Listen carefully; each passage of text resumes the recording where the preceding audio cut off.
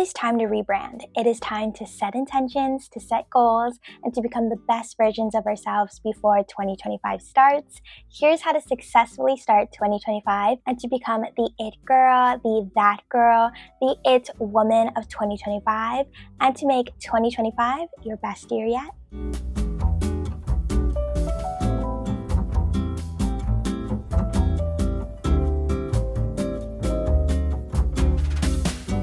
Hi guys, my name is Reese. Thank you so much for watching today's video. Today I'm just giving you some motivational advice, kind of getting prepped and prepared for 2025 and how to have that it girl, that girl mindset. Honestly, it could be a little bit overwhelming. A new year, a new start, a fresh start. It's kind of a little bit overwhelming and kind of intense. We are going step by step.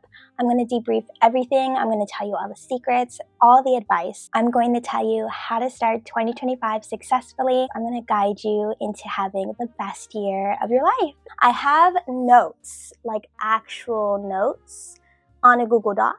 I came prepared for this class. We are taking notes, we are debriefing, and we are going to have the best year of our lives. First and foremost, I just want to say I'm so proud of you for completing 2024.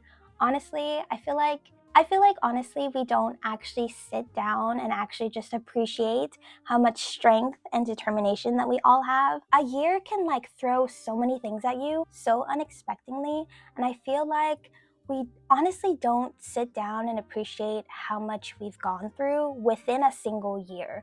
365 days is a lot, and life can literally throw you so many things within that time span. I'm so deeply proud of every single one of you guys for just navigating through life and taking what life has to throw at you, just handling it with so much grace and strength and determination. Essentially being the it girl, the that girl, the it woman is essentially a mindset.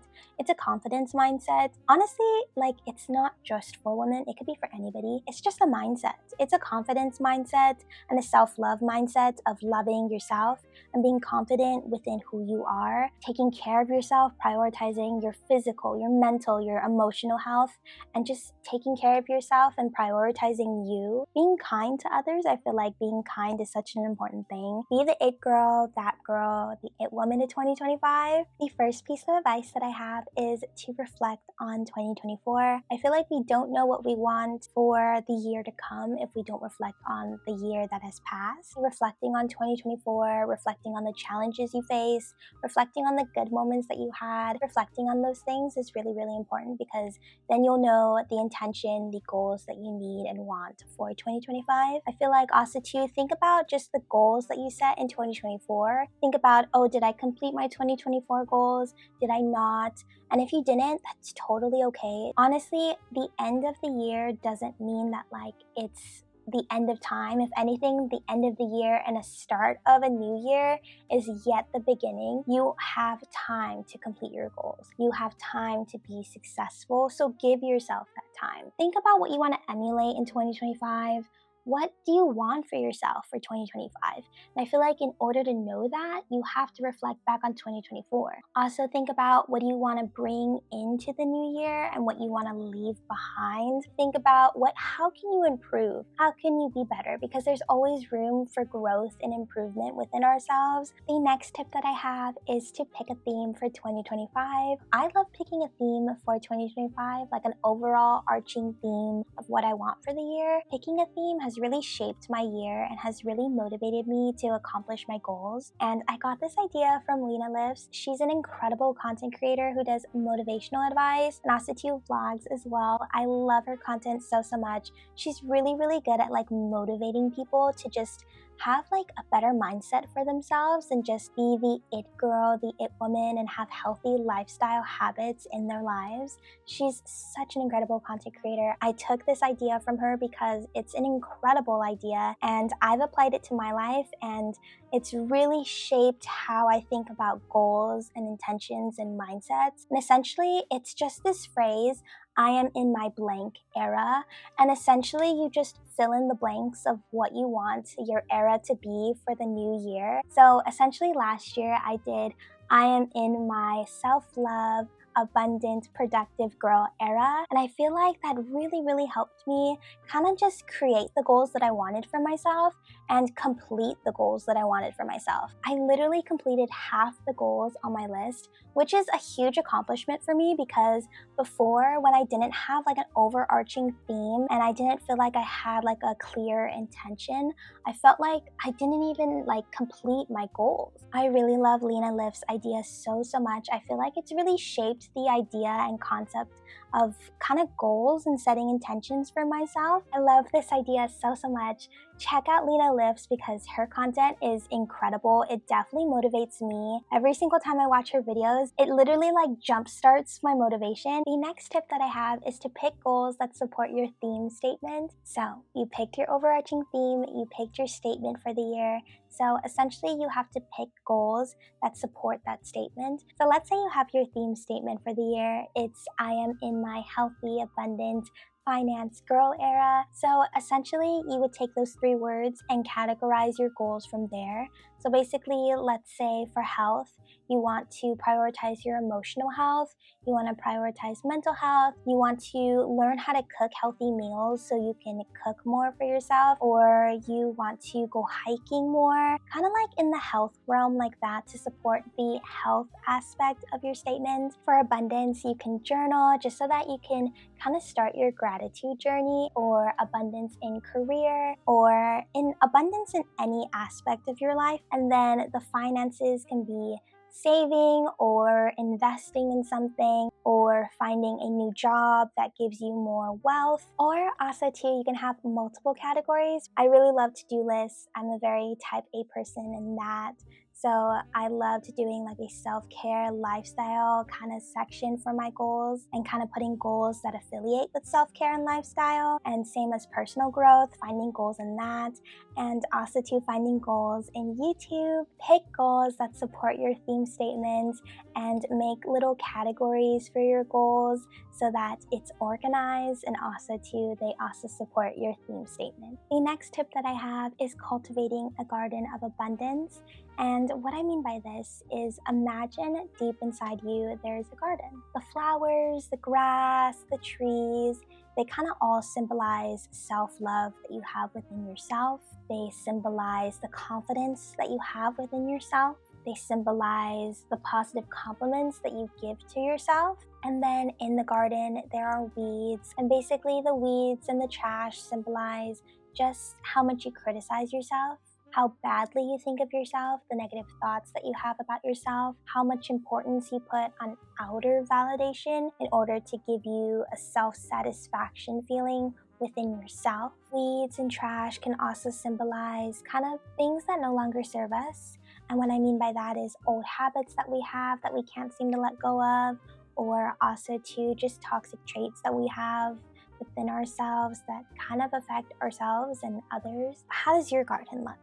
Does it look like a lot of flowers and trees and grass, all beautiful things? Is it more like an unkept garden? I wrote this down, which I feel like by writing it down, I feel like it was kind of perfect, but this is what I wrote in my notes. Weeds are found in every garden, and everyone experiences the challenges of having weeds and removing them. What's important is to acknowledge the weeds with care and to find healthy ways consistently to remove the weeds and grow a flower to replace it.